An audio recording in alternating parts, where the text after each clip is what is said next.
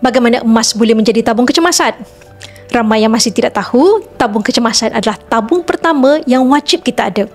Tetapi malangnya, ramai yang sentiasa dalam keadaan kecemasan kerana tabung ini tidak pernah ada.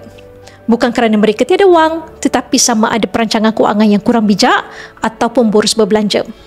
Dan apabila tabungan ini cuba disimpan dalam bentuk wang tetapi gagal, anda boleh tukarkan ke dalam bentuk emas. Ada 3 sebab mengapa emas sesuai dijadikan sebagai tabung kecemasan. Yang pertama, duit susut nilai, emas kekalkan kuasa beli. Contoh yang mudah, RM1,000 yang anda simpan 10 tahun lepas, hari ini kuasa belinya sudah jauh lebih rendah.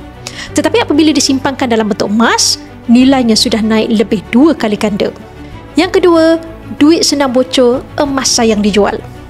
Wang tunai dalam bank atau dompet senang terguna terutamanya sekarang dengan pembelian secara online yang sangat mudah. Emas, ia tersimpan rapi dan memerlukan usaha untuk dicairkan. Sebab itu ia lebih sukar untuk digunakan. Yang ketiga, apabila terdesak perlukan duit, anda boleh sahaja pajak di Arahnu atau jual sahaja emas tersebut dengan mudah pada bila-bila masa di mana sahaja.